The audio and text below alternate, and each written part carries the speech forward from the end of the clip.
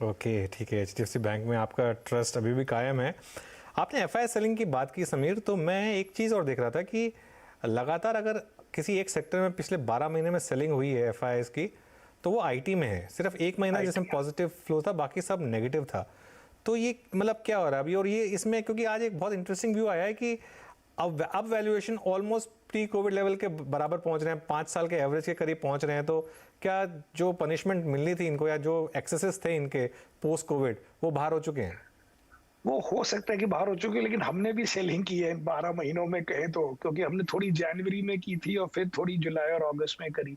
लेकिन the point is कि अभी मुझे ये नहीं लगता कि उनकी आउट परफॉर्मेंस सेट हो गई है, क्योंकि अगर आप एवरेज पे भी आ गए हैं इन टर्म्स ऑफ वैल्यूएशन, मुझे लगता है कि प्री कोविड से 2-3 मतलब पीई मतलब कि 15-10% से हायर भी हो, पर इतना एग्जैक्ट कुछ होता नहीं है क्योंकि हर वक्त फास्ट मूविंग चीजें हैं। लेकिन अभी अगर उनकी आगे के 1-2 साल की ग्रोथ हो जाए 6-8% डॉलर टर्म, तो उसमें इतना मजा नहीं आता जो 12-15% अर्निंग्स ग्रोथ में आता है।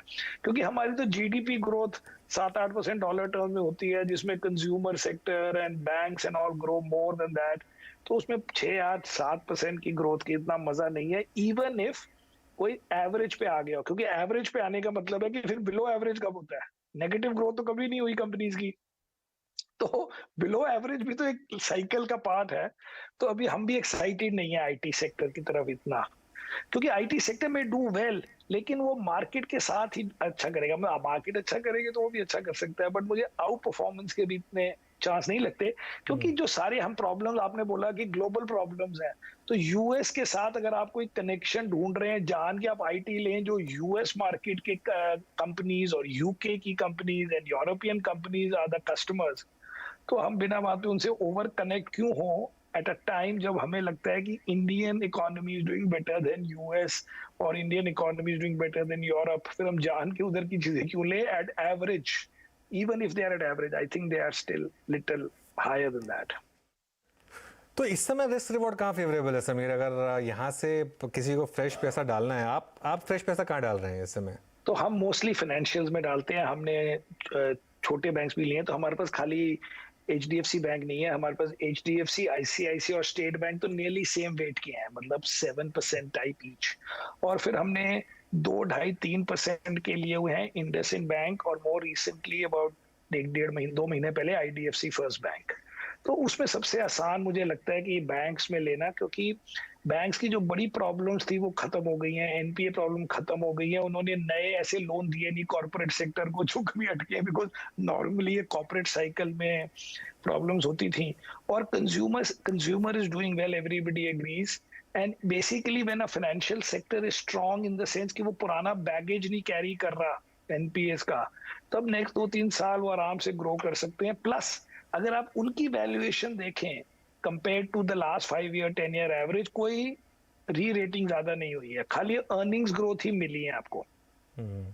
सो अर्निंग्स ग्रोथ अगर स्टॉक प्राइस में कन्वर्ट हो, that is the easiest thing to bye.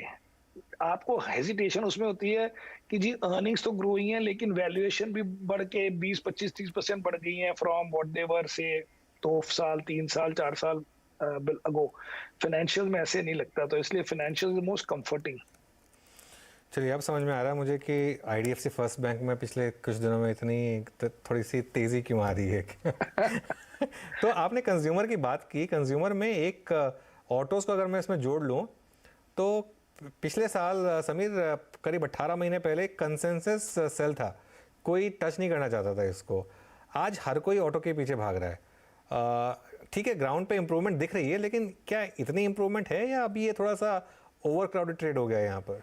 जी, हमने तो ऑटो लिया नहीं और अभी भी नहीं ले रहे, बिकॉज हमें लगता है कि ऑटो का कंफ्यूजन ये है कि first of all auto sector में technology shift is too big, कि आप अब आईसी इंजन से ईवी कार बनाए, और किसी को एग्जैक्टली नहीं पता कि किसकी EV car will be very successful. अभी क्या होता है, कोई अनाउंसमेंट करते हैं तो स्टॉक चलने शुरू हो जाते हैं। सेकंड बात है कि इन द लास्ट 6-8 मंथ्स पूरी आपके जो ऑर्डर थे गाड़ियों के वो कन्वर्ट नहीं हुए डिलीवरीज में, क्योंकि अभी भी सप्लाई चेन में इश्यूज थे, सेमीकंडक्टर में इश्यूज थे, अब वो खत्म हुए हैं। तो अब पता लगेगा आपको 3-4 महीने बाद कि अगर ये एक पेंट अप डिमांड थी कि एक्चुअल इंडिया की डिमांड चेंज हो गई है। अगर आप यूएस में ऑटो स्टॉक्स देखें तो as soon as pent up demand was over, वो सारे स्टॉक्स अगर आप इस साल के देखो, जीएम और Ford and all these, not Tesla but all the others, I think 30-40% down होंगे year to date. Of course अब you can say that market is also down 25% year to date, लेकिन मार्केट से ज्यादा down है।